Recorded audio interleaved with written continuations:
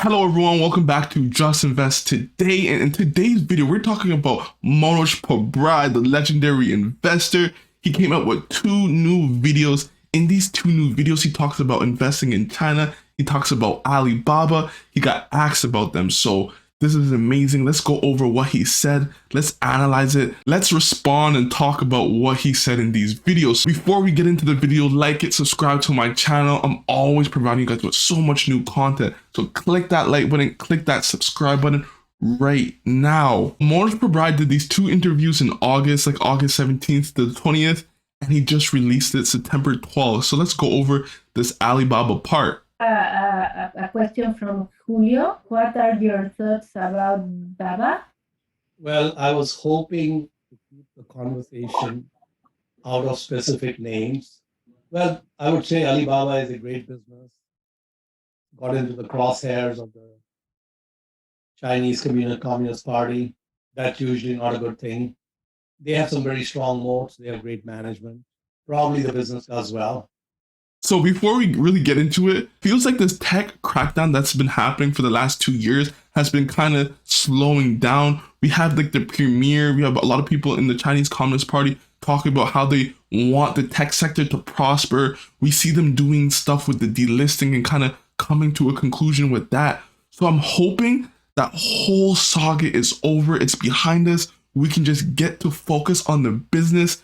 But how much of that is true? How much can we say that's going to happen? Who knows? That whole tech crackdown saga is just over. It's done with. He still believes Alibaba is a good business. It has good management and it has a strong moat. So we can kind of rely on those things to keep this investment going strong into the future, in my opinion. Beyond that, I think you need to do your homework.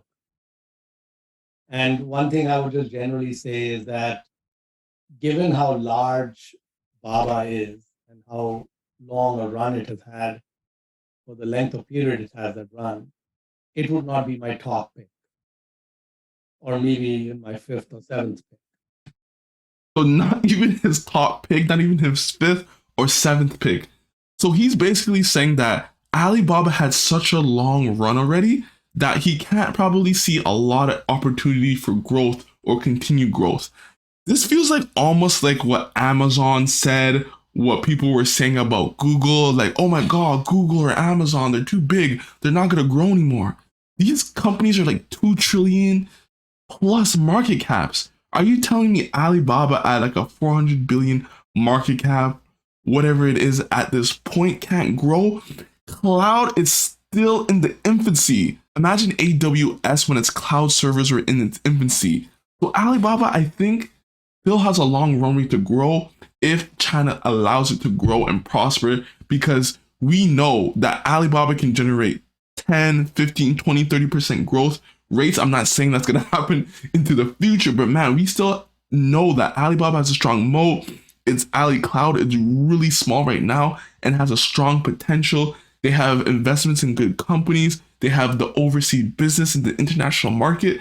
So I don't know if I agree with him 100% on that point, but we will see, man. There's still a lot of years to see if Baba comes out to be a strong company, if it can continue its like 10, 15% growth rates into the future. But imagine that he's saying that about Alibaba, but he owns Tencent, and Tencent has a longer run than Alibaba, a way longer run than Alibaba. And what's the prospects of Tencent? Like, they have reached their mark. So why is he kind of saying that about Alibaba, but really doesn't mention about Tencent? Probably because the guy asked him a direct question about Alibaba, but he invested in Tencent. So what? Tencent shouldn't be in your top 4 or 5 picks, but it is. So it's kind of weird how he thinks Tencent is that much stronger of a business or that much growth ahead of it, even though it's like in everywhere in China already. Like, how much more penetration can it get? So I think that there should be a lot of other businesses that should be a lot more attractive, with probably better economics than Alibaba. Thank you. So he said there's better businesses out there that have a longer runway, a longer chance of growth, but are those companies going to have strong moats like Alibaba? Highly doubt it. So you can pick your poison. You want long growth, You don't know if the moat's strong. You don't know if it's gonna like last, or you get a company like Alibaba already established, slower growth, but still has a long runway, in my opinion. So in this next interview, this girl asks him about investing in China. So let's hear about it right now. In regulations and regimes change and whatnot, and if you still have the same view of investment in Chinese companies. Yeah, it's a good question. So I would say that's a good example of things getting murky after you make an investment, because there is no absolute clarity. It's just a murkiness. Probably the best thing to do is to do nothing. It's really important that the sell decisions happen when there is very little ambiguity.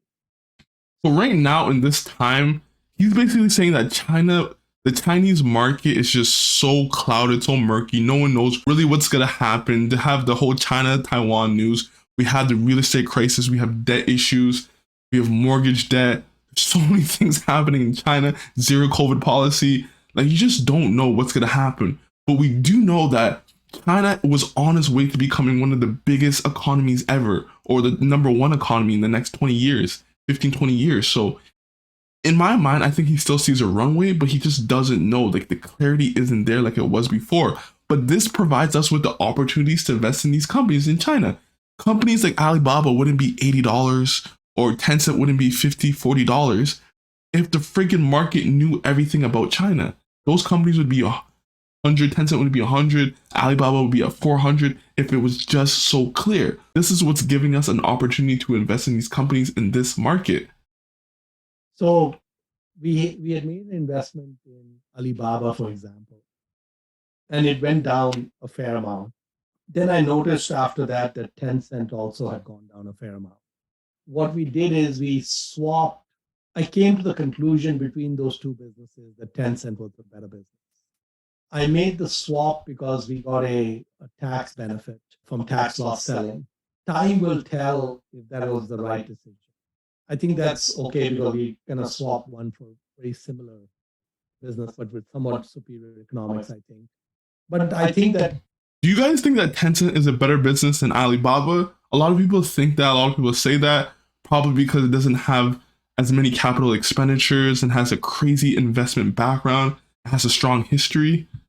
I think it's pretty similar. They have better margins, so I can see why he invested in Tencent. And Pony Ma is just a freaking giant management. Like, the management, Pony Ma, he's a giant, man. So it's pretty understandable why he thinks Tencent has better economics. But remember, Charlie Munger thinks the opposite, man. Charlie Munger had a chance to invest in Tencent, but he chose Alibaba. So that's very interesting as well.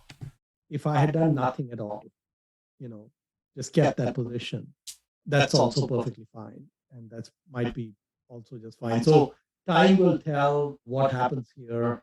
We have to keep in mind what John Templeton says, that we're going to have a high error rate and we should not be trigger happy. So it's really hard to figure out what these businesses look like 10 years from now. That's not so easy to figure out, but there is enough of a case to be made that they could be doing a lot better than today 10 years from now. And if there's a reasonable possibility of that, then we just want to leave it alone. So basically saying just be patient. It's like watching paint dry. He always uses that analogy. You gotta be patient in the market because there's a high likelihood that this company will be bigger, will be more profitable into the future. And even he mentioned John Templeton, which he always says that highly likely you could be wrong in a number of companies, like 1 out of 3 times or something like that. You got to keep your mind open to the possibility that maybe we're wrong in Alibaba. It can kind of be like something like Russia and Ukraine, because people who invested in Russia, their stocks went to zero because the US basically banned those stocks. So could that turn out to be something that happens in China if China goes to war with Taiwan? So you have to be open to the possibility that you could be wrong on this investment, or I could be wrong. So guys, what do you think about this video? Like it and subscribe. Peace.